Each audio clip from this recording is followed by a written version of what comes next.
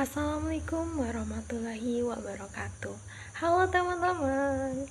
Hari ini saya akan menjelaskan tentang pertempuran Palembang, salah satu perlawanan besar rakyat Sumatera Selatan melawan Belanda setelah proklamasi 17 Agustus 1945. Pertempuran ini yang dikenal dengan pertempuran 5 hari 5 malam pada Januari 1947 dan berlanjut pada agresi militer Belanda II tahun 1949. Nah, sekarang kita akan bahas latar belakang, jalannya pertempuran, tokoh-tokohnya, dan dampaknya bagi perjuangan bangsa Indonesia. Namun sebelumnya, izinkan saya untuk perkenalkan diri. Saya Nita Putri Alia dengan NIM 24011110302041 dari program studi pendidikan sejarah. Nah, adapun capaian pembelajaran yang pertama memahami latar terjadinya pertempuran Palembang, yakni penyebab, tokoh, dan kondisi sosial politik. Lalu menjelaskan jalannya pertempuran Palembang 1947 dan 1949 serta peran-peran tokoh penting seperti Bambang Utoyo, Mayor Harun Sohar, dan tokoh masyarakat setempat. Yang ketiga, menganalisis dampak pertempuran Palembang terhadap perjuangan mempertahankan kemerdekaan Indonesia. Latar belakang pertempuran Palembang. Setelah Indonesia memproklamasikan kemerdekaan 17 Agustus 1945, kabar kemerdekaan baru sampai ke Palembang, yakni 18 Agustus 1945. Tapi masalahnya setelah Jepang kalah, Belanda lewat Nica berusaha kembali menguasai wilayah Palembang. Kenapa Palembang penting? Karena sejak masa pendudukan Jepang, kota ini menjadi pusat ekonomi perang, yakni karena adanya kilang minyak besar di Pelaju dan Sungai Kerong yang sangat strategis untuk militer. Nah, Belanda menuntut supaya seluruh aktivitas Republik di Palembang dihentikan, tapi rakyat jelas menolak. Dari sinilah muncul ketegangan sampai akhirnya meledak. Terjadi pertempuran besar pada 1-5 Januari 1947 yang dikenal Perang 5 Hari 5 Malam. Jalannya pertempuran Palembang. Pertempuran Palembang ini terjadi 2 periode. Yang pertama, 1-5 Januari 1947. Saat itu pasukan RI dan rakyat Palembang melawan Belanda habis-habisan. Pertempuran berlangsung sangat sengit yang terjadi di berbagai titik kota, mulai dari daerah hilir, Tengkuruk, sampai sepanjang Sungai Musi. Dan para tokoh yang memimpin antara lain Kolonel Mauludin Simbolon, Letkol Bambang Utoyo, Mayor Rasyad Nawawi, dan Kapten Alamsyah Perwira. Namun setelah 5 hari pertempuran pada 5 Januari 1947 diadakan rundingan di Rumah Sakit Caritas. Hasilnya pasukan Indonesia harus mundur sejauh 2 km dari kota Palembang. Dan disinilah terbentuknya pertahanan baru yang dikenal Von Lankar di daerah Banyuasin. Kedua, masa agresi militer Belanda II tahun 1949. Kali ini berubah, pasukan Republik tidak lagi bertahan di daerah kota, tetapi bergerilya di pedalaman. Letkol Bambang Utoyo memimpin perlawanan bersama pasukan di daerah Lahat dan Banyuasin.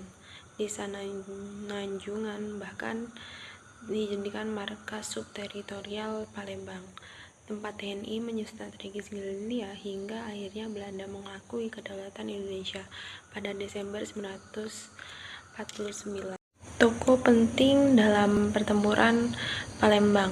Yang pertama, Bambang Utoyo. Ia berperan sebagai komandan Resimen 1 Divisi 2 Garuda.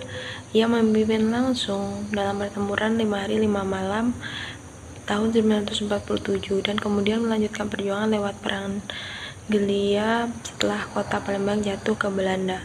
Yang kedua adalah Mayor Harun Sohar. Beliau adalah komandan Resimen 2 di daerah Lahat. Perannya besar dalam memimpin perlawanan di pedalaman Sumatera Selatan, terutama pada masa agresi militer Belanda II. Dari pihak sipil ada Dr. Aka Ghani.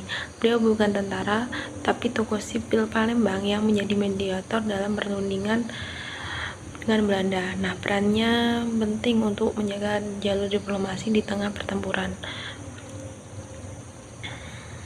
Selain itu ada tokoh masyarakat seperti Abdul Rozak, Resimen Palembang saat itu, serta perwira-perwira lainnya seperti Mayor Rasyid Nawawi dan Kapten Abdul Alamsyah, perwira negara yang ikut memimpin perlawanan bersama Laskar Rakyat. Sedangkan dari pihak Belanda atau Nica, salah tokoh yang menonjol antara lain yakni Letkol Carmichael yang memimpin operasi militer mereka di Palembang. Jadi, pertempuran ini tidak hanya soal senjata, tapi menunjukkan sinergis antara tentara, tokoh sipil, dan masyarakat dalam mempertahankan kemerdekaan. Dampak pertempuran Palembang. Pertempuran di Palembang memang berakhir dengan kota dikuasai oleh Belanda, tapi perjuangan tidak berhenti di situ. Pemerintah Republik tidak bubar, melainkan dipindahkan di Lahat agar administrasi tetap berjalan dan perjuangan tetap terjaga. Nah, dari sisi militer, meskipun TNI harus mundur, TNI justru menggunakan strategi baru, yakni membentuk garis pertahanan di berbagai daerah, seperti Fonlanka di Banyuasin, Pagaralam, hingga pedalaman Sumatera Selatan.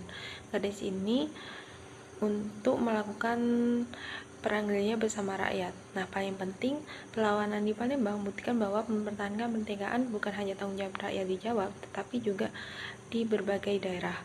Nah, juga menunjukkan bahwa nasional hidup di seluruh pelosok negeri, dan semangat itulah mempererat perjuangan nasionalis kita. Adapun pertanyaan yang harus teman-teman jawab nih. Yang pertama, perundingan yang mengakhiri pertempuran 5 hari 5 malam dilakukan di A. Gedung DPRD Palembang, B. Rumah Sakit Karitas, C. Istana Sultan Mahmud Basaruddin, D. Sungai Musi. Nah, teman-teman bisa berpikir terlebih dahulu nih. Saya kasih waktu ya. Nah, jawabannya adalah B. Rumah Sakit Karitas.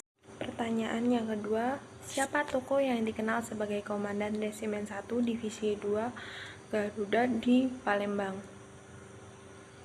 Adalah, teman-teman bisa berpikir terlebih dahulu.